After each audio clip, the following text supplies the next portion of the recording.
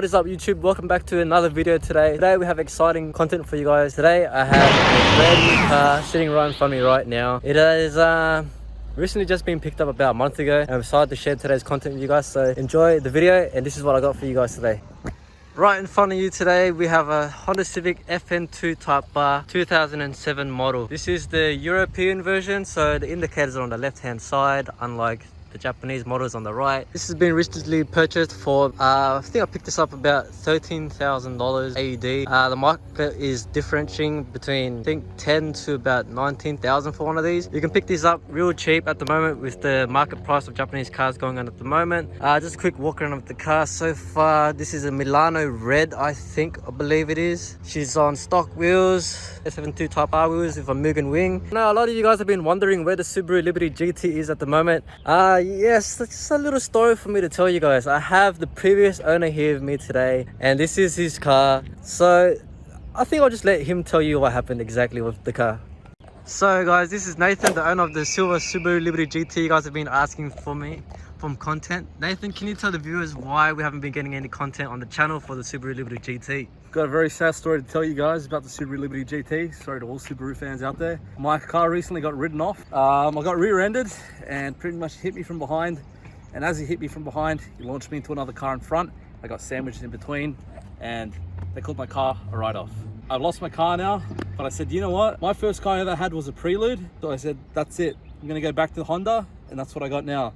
A nice Civic Type R. I'm going to show you footage and photos of Nathan's Subaru Liberty GT when it was crashed and what it looked like in the accident. The car is a completely write-off, and Nathan now has purchased a brand new car. This one's manual. I've already taught him how to drive the car on his own. Pretty much picked it up on his own. It took him about 3 days. Anyways, let's get on with the content of the Fn2 Type R. I'm going to show you guys the video of the Liberty after this and a few photos of what happened, and we'll continue on with where the content is today.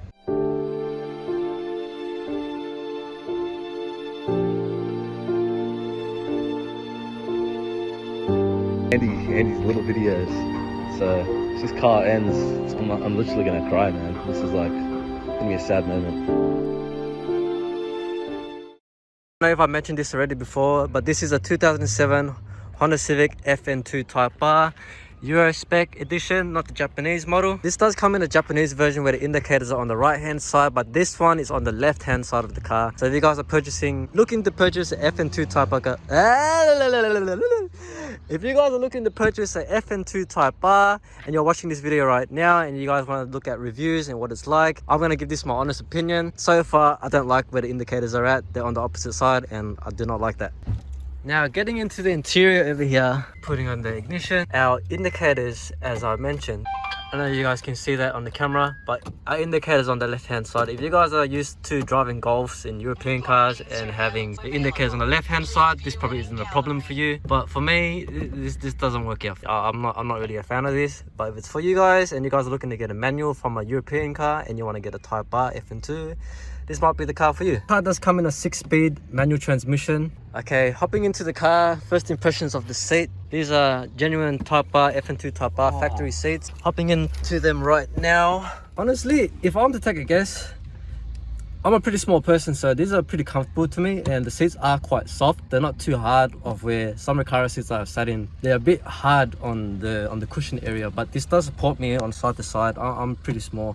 But I don't know about Nathan over here. How's it fit you for your size of your I thought originally when I was going to sit in one of these, the minute I bought the car, I was like, oh my God, this is going to be a pain in the ass because I'm a bit more wider than he is. But even still, it's fine. I actually like it. I've been in some Recaro seats that were completely stiff. I felt like I was really tight in them. Like rubbish seats? These are actually, for stock seats, these are perfect. The back boot space, back seat space that we have going on the back. I didn't show you guys too much about the video at the back, but I know as you guys can see this is pretty much the back seat of the Fn2 Type R. It's got nice cup holders on the side. Looks pretty roomy. It's got leg space for people that you want to, it's got people you want to carry at the back there. You want to take friends with you in your 2-door Fn2 Type R, Milano reds, banging gears, hitting VTEC and stuff like that. Yeah, you got plenty of spaces for your homies at the back. Guys, we're heading to the engine bay of the car now. This is the engine of the Fn2 Type R, but this is also K-Series, but a different K-Series version from the DC5 Type R, as I've mentioned before. This is the K20Z1 Civic Type R engine, and this apparently is supposed to make more power than the EP3 and the DC5 Type R in later year models of the Type Rs. Which it does. I think it makes with 201 horsepower factory from Honda compared to the EP3 Type R, which has 200 horsepower with a K28 engine. But on all reviews that I've seen on YouTube and stuff like that, apparently the EP3 Type R is not P-plate legal. So if you're looking to get an EP3 Type R and you're on your Ps, it's not P-plate legal. But this car is faster on paper, 201 horsepower, but it is 100 kilograms heavier than the EP3 Type R. So in the suspensions on the rear, the Type R Fn2 has torsion bars suspensions at the back, not your usual suspensions you have in your DC5 or your EP3 Type R. It is heavier than the previous model Type Rs. I've heard reviews and stuff like that. This is supposed to be a lot faster than your EP3 Type R and DC5, but in comparison on motor wise, it only has 1 extra horsepower. It doesn't really make a difference. But from factory head-to-head race, I've seen videos online. I'll probably share to you right here somewhere in the next clip, so you guys know in comparison what's the power difference for stock versus stock.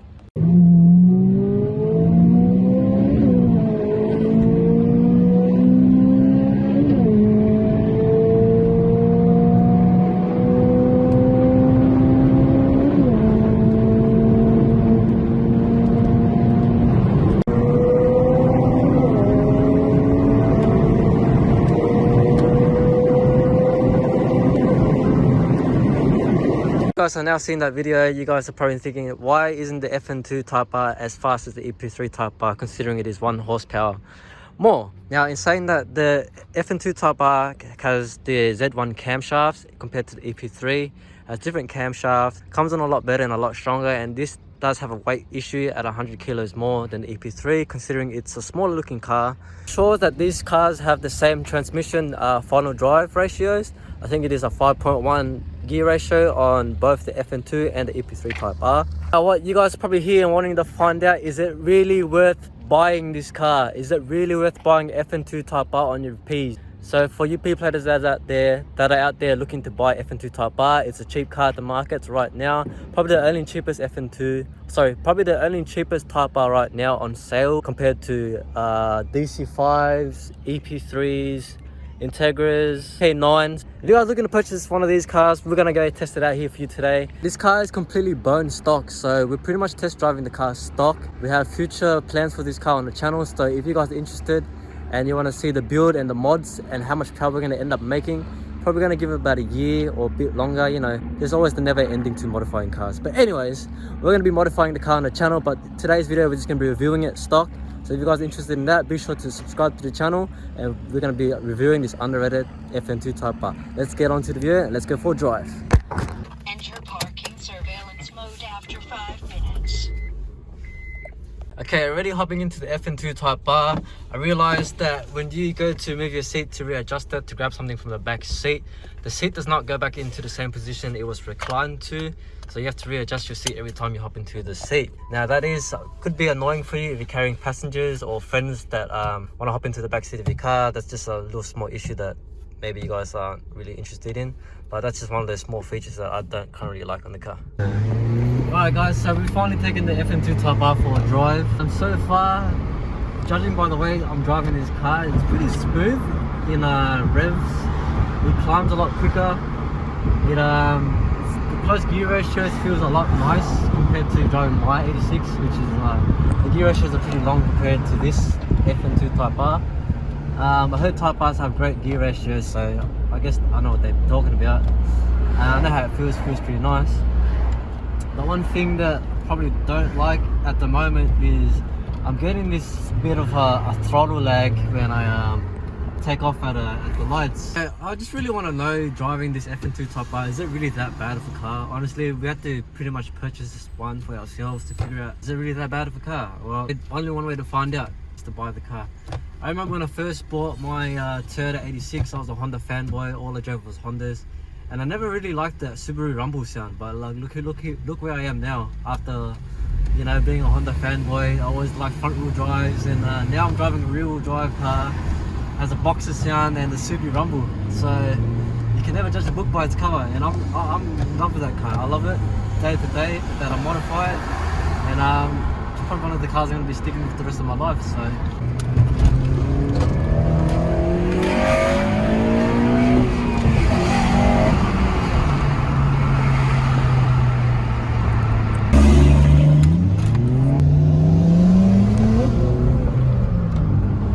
We're gonna go test out the handling on this Fn2 Type R. A few tight corners, private road, private.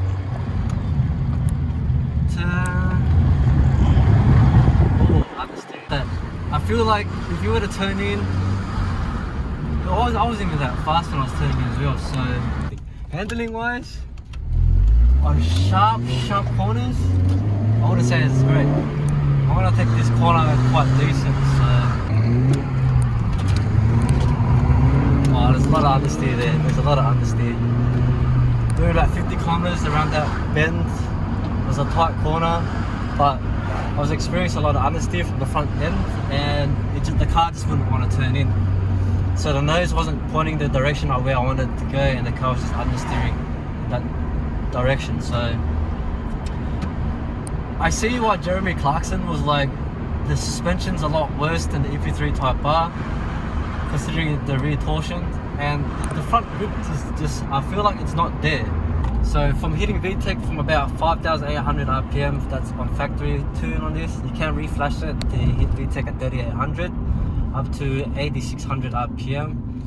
So this revs up all the way from 5,800 RPM all the way to 8,300 RPM, which is a lot of revs. Almost at 9,000, and you can pretty much probably tune this to hit about 9,000, but I probably wouldn't recommend it.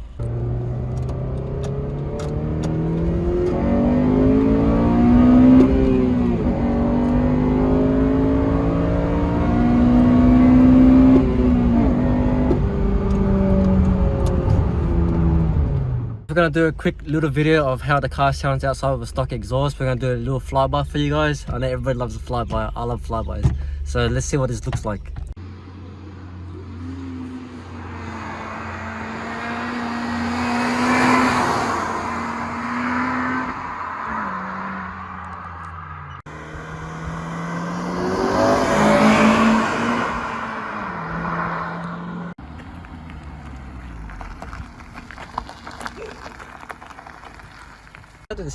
Sounded really nice. Oh, it sounded so good. When I was getting to second gear, I mean, I knew I was losing traction as I was trying to go like through the corner, like half throttle. And as I was going through, after I planted it heading out, the car picked up pretty good, man. Picks up really well. It picks up really well. Into third gear is where this thing shines, man. This thing shines third gear, bro. Holy shit, man. Wow, I like it. Yeah, some nice little bends.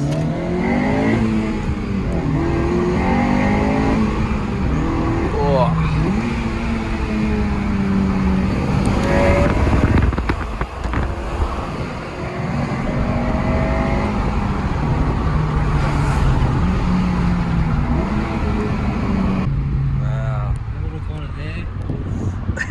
That's what made me happy inside. That little corner there, that's what made me happy inside. Right now, guys, we're just going to show you what the stock Fn2 exhaust sounds like.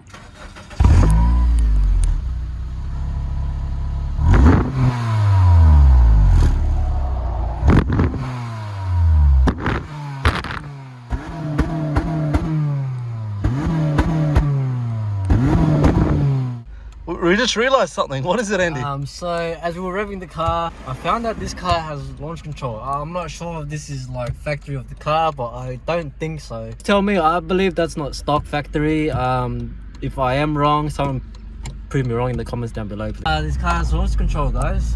We're gonna have to test this out.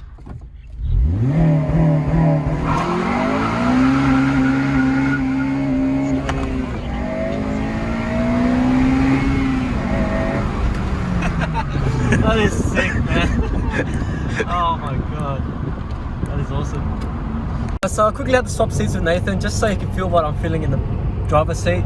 Around these bends, this is where the car really does shine here. Now driving in a straight line, the car does feel a little bit boring, but it does have pickup power and does have some speed. Now when you're driving this car through bends and you're going through gears and it's in high revs, this is where the car absolutely is amazing. By amazing, I mean It is so damn fun that you just want to be in high gears, low gears and high revs. This makes it more interesting. If you're into that driving experience and you want to take this to the track, you want to just be banging through the through your gears and your Type R, this is probably going to be the car for you. It is so fun. Nathan, what do you think about that little experience? It's actually crazy. I've never actually taken this on like around the bends and stuff because I've been driving to work all the time. Recently, I haven't had a chance to really drive the car to its potential. So driving this on the track, just around these roads here, it's more bendy. It's just unbelievably crazy. I'm actually loving it. I mean by how I was driving the car around these little twisty bends, it is absolutely fun. It is so good. I think this is probably just as fun as my 86, but it grips a lot better. And being a front wheel drive, revving up to 9,000 almost RPMs is absolutely insane. I mean, I take back what I said about the whole handling thing, about understeering in the corner and stuff like that. I think if you slap on some good tires and take this around the bend and slamming through low gears and high revs, you're gonna have fun in this thing. Guarantee you're gonna have fun in this thing. Alright guys, we finally came back to where we started the video today. So is the main question of this car is what I really want to understand is this car worth buying? Is this car really underrated what it seems to be on the internet by YouTubers, on reviews, on Top Gear, on other reviews I've seen online? On my opinion, is this car underrated and is a complete crap box of a Type R? My answer to that is no. Why I say no is because, yeah, the handling and the car might be heavier by 100 kilos compared to EP3 Type R, but when you're going through corners and banging through your gears in this car, it's where it really shines. I mean, that's really fun. The fun factor of the car, it's where driver and the car itself makes a connection where it's, look at me getting sentimental. It puts you through your seat. It puts you in your seat. It puts a smile on your face. Is what you want. If you want a smile on your face, banging through gears at high revs, hitting VTEC, and enjoy driving your car, this is probably the car for you. I would say, like, if I were to compare it to an EP3, for example, I reckon an EP3 would be a better track car, but this is just a better daily car. If you were to daily this, I'd say it's more of a better daily car. Yeah. I reckon the seats itself are It's probably a lot comfortable. more. It's more comfortable. It's comfortable. It's a comfortable car. Seat, yeah. So if you want more comfortable, just driving, more better as a daily, I'd recommend these cars here. They're really, really, really good. They still got the K20s in them too, and they handle really, really well around the bends. Surprisingly, I literally was pulling back. For the shit tires that are on here. Yeah. The shit tires are on here. Yes, it's got crap Chinese tires, but you can fix that by getting better street If tires. it had better tires in it, it'd handle way better too.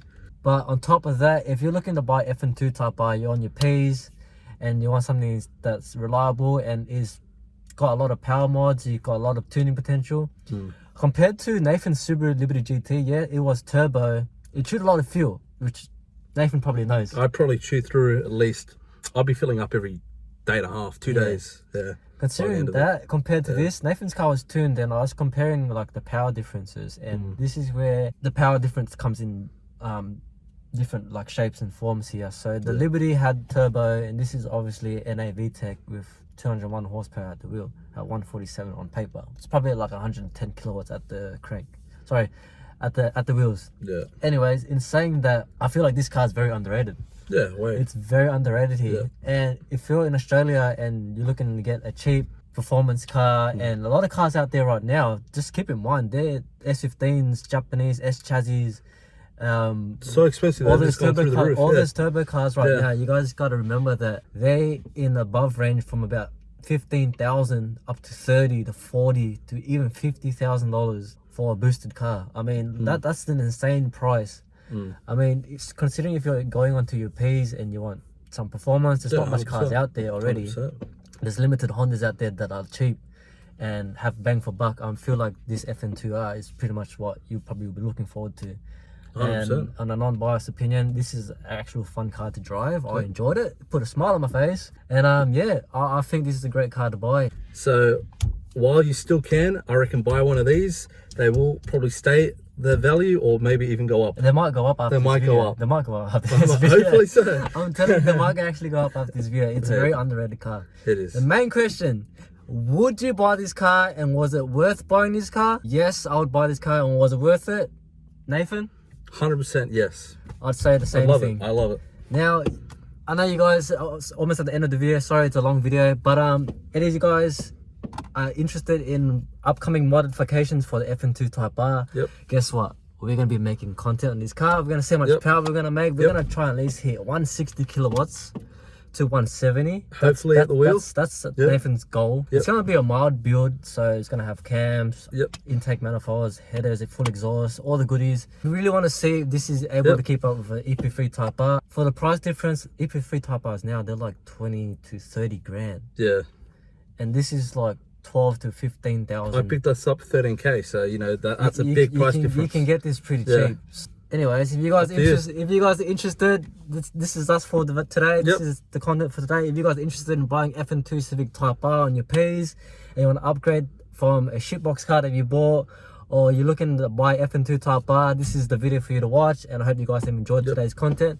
And stick around and follow, like, and subscribe to the channel, because we're going to be modifying this car on the channel. We're going to be modifying, we're going to be tuning it, we're going to buy lots of car parts, full exhaust system, so all the goodies you want to slap onto here. And we're going to do how-to videos and how to install all of that for you guys. So stay tuned, like and subscribe again. I'll see you guys in the next video. Take care, boys. Laters. See ya.